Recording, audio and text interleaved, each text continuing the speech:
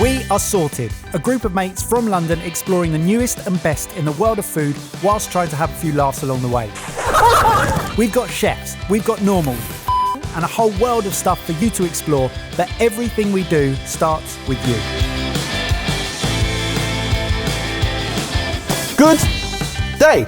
Welcome to Fridge Cam. I'm Jamie and this is Ben. Yep, and now last time you enjoyed us sticking banana into pesto so much, we've come up with 5 more great flavour pairings.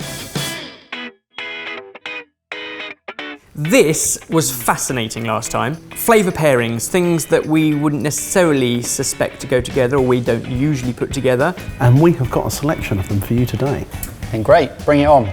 Although I have a feeling that some of these are going to be minging. A lot of it is about aroma, maybe 20% is taste, bear in mind textures, what we learnt before about nostalgia and storytelling and childhood favourites. See how you get on with number 1. Looks weird.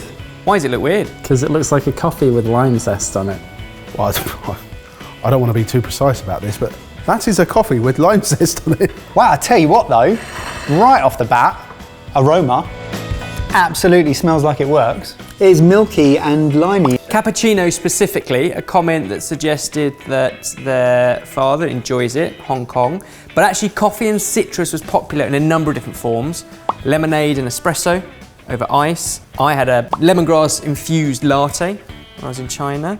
And this is, cappuccino, subbing out the cocoa for lime zest. Lime zest, full of all those wonderful citrus oils, and I think when it hits something hot, like a steaming cappuccino, I think it releases even more of those aromas. Vaporises it. Yeah. Smart. Always have to do that. I bet you always have to do that. Yeah.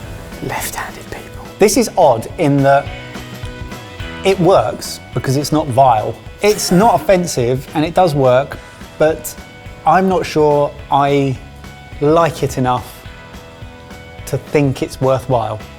I do actually like quite citrusy coffees. I like stuff that isn't too dark of a roast. I don't feel like this is adding to that. Here, first thing that hits your nose is the lime and it smells really pleasant and it's really nice. It's nice of you to use a spoon, but then you double dipped. The first taste that I got was the lime. That was the first thing that hit me, and then I got the coffee afterwards. Is that because the odour of lime is so familiar and overpowering as it comes to your nose, you're kind of getting that as 80% before you even get to taste anything? The best thing about it was when I lifted the cloche and I just got like a load of lime. I feel like this is such a strong smell that it could instantly remind people of memories. And I think that's potentially why this was so popular in the suggestions. Flavour pair or flavour despair? Oh, I don't know. I can absolutely get why people like this. I'm going to say flavour despair because overall, I don't think it's something that I like or would do again. I need to be wowed or I need to be really brutally disappointed. I'm an extremes kind of guy. I'm excited for you to try this one. I'm excited too. Good. Tis coffee again. So this one was a number of different combinations. This is a good aged Parmesan. There were other suggestions just for things like cheddar as well. So strong cheeses, but Parmesan was one that was mentioned, with honey and ground coffee. And I want to caveat there's 2 different coffees there because there were various different comments suggesting this. One actually suggested instant granules, which is what that is, and others just said ground coffee. So we've got both. Interesting. So I actually don't mind Parmesan in small doses. You're going to go with ground coffee or instant coffee first? I'm going to go ground first.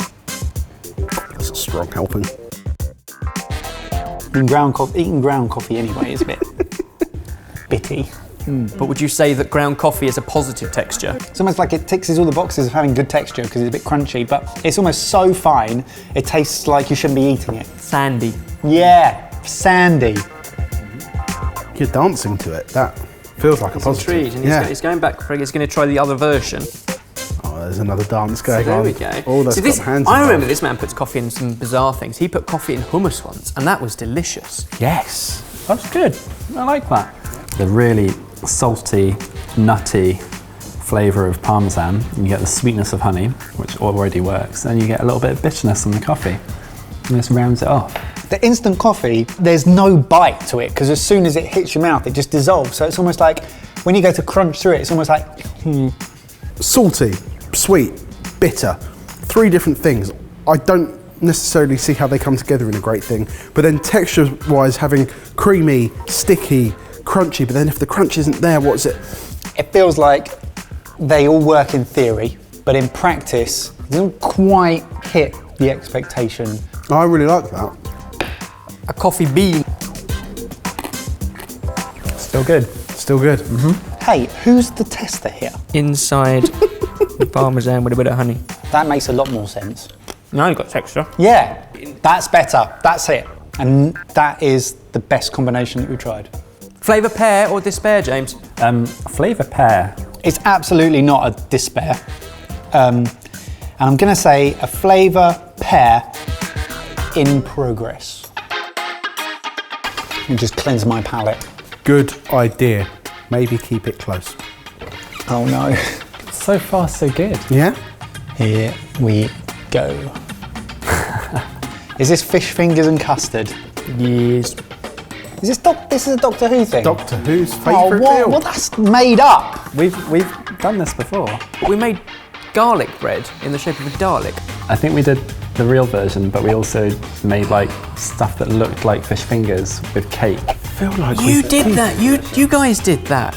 Oh, and you f***ed it up, remember? I'd forgotten. Doesn't sound like me. We have done so many videos in the last 10 years that some of them we choose to forget. Nostalgia and fiction and things like that. Where does this sit? Although vanilla and fish works. Vanilla and white fish. Oh man.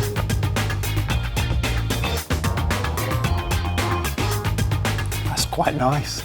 Do you like it? Yeah, I kind of like it. You like it? Yeah. He's a chef and he likes it. I don't feel like any of the flavours are strong enough there for it to be offensive or for it to work really well. I'm underwhelmed, I think, in all honesty. He keeps dipping, and he has reverted back to a child in his Yeah. giggly state as he just keeps eating it. Just nailing fish fingers now, look. Oh no, oh no! Oh! Nostalgic wise, I want to put this in a sandwich.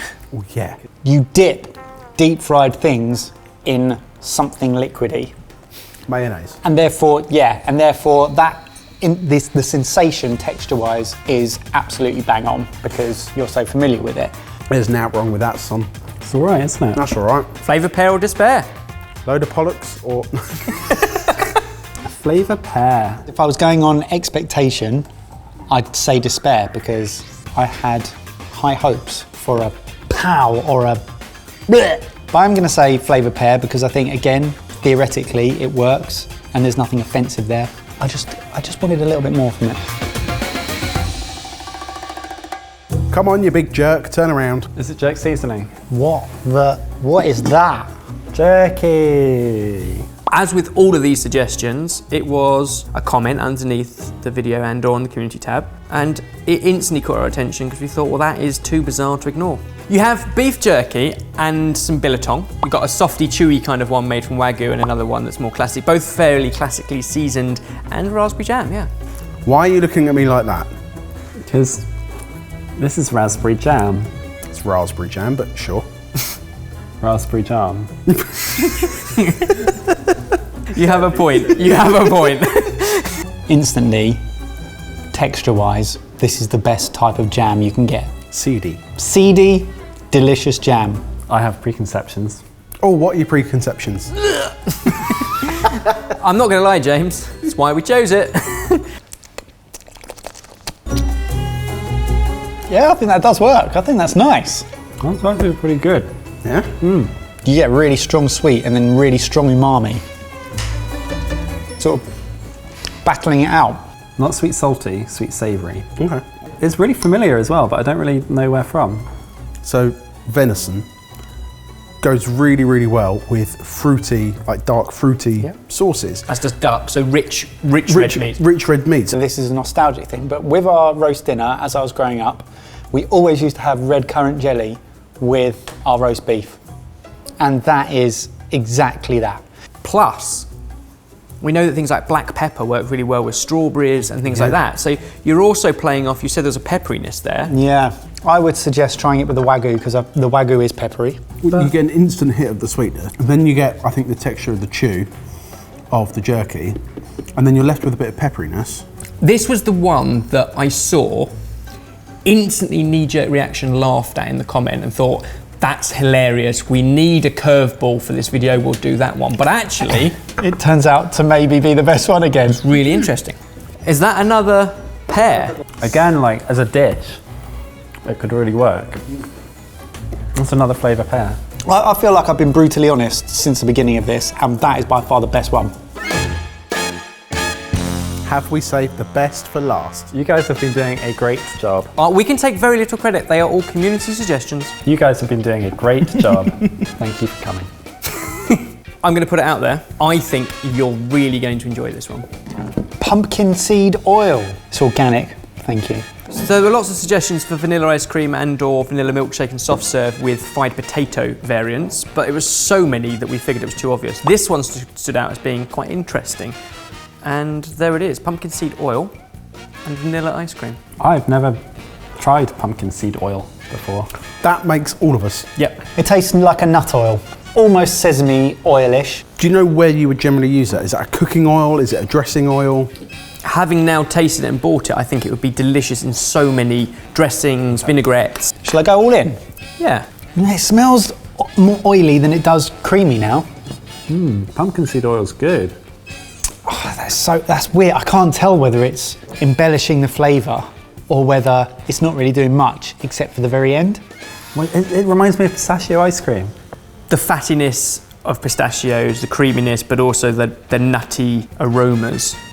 Ice cream sprinkled with sesame seeds, like very sort of Japanese, like mochi almost. Like those are quite familiar flavours.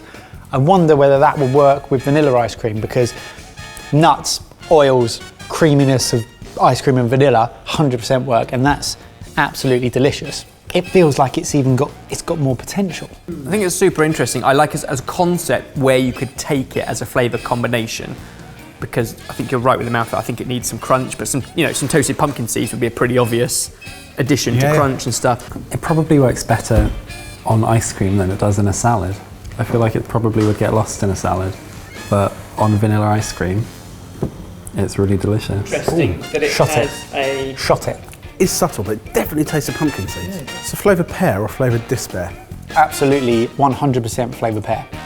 That is really delicious. Oh my goodness, it's a flavour pear! So, what a good day. That's such a great day. 5 different flavour pairings. Yep. Have any changed your life? Are you going to change the way that you cook because of them? Are you going to experiment with them again? All the flavour pears, excite me, yeah. All the flavour pears I'd love to put in dishes. What I liked about today was the inspiration that it gives. We tested lots of stuff without actually cooking anything and therefore potentially ruining anything. So being able to just experiment with 2 really simple things has worked really well, I think. But also texture, like with the honey and the Parmesan and the coffee, those all worked and they tasted like they worked, but the texture just was so meh that it actually let the whole thing down. So thank you for watching this flavour pairing video where the takeout is texture, not flavour. Do you like this flavour exploration adventure that we're on? Like the video to let us know. And comment down below, there's bound to be more out there that we haven't heard of. We love reading through them and we love tasting them even more. News update, our latest club book, Hero Veg, has launched. This means it's now live on the app Sorted Club Books. And anyone who ordered a copy, it's zooming around in the post to your front door now. Join the club, get involved, get your copy. Link down below. Come on, Jay, it's about time we had a good one. Got a factual one for you today, sent to me by Ian on Twitter. Do you know how soybeans are made? I have seen them growing in fields, but not really. Oh, well, when an edamame loves an edadaddy. As we mentioned, we don't just make top quality YouTube videos. No. We've built the Sorted Club, where we use the best things we've learnt to create stuff that's hopefully interesting and useful to other food lovers. Check it out if you're interested. Thank you for watching, and we'll see you in a few days. Definitely tastes a lot more of instant coffee. Seemed like a snidey comment. Yeah, that seemed like pretentious or not. Oh, shut up, mister. I'll never have an instant coffee again. Working at Sorted has really opened my mind and my eyes to coffee, and I'll just never drink this stuff again.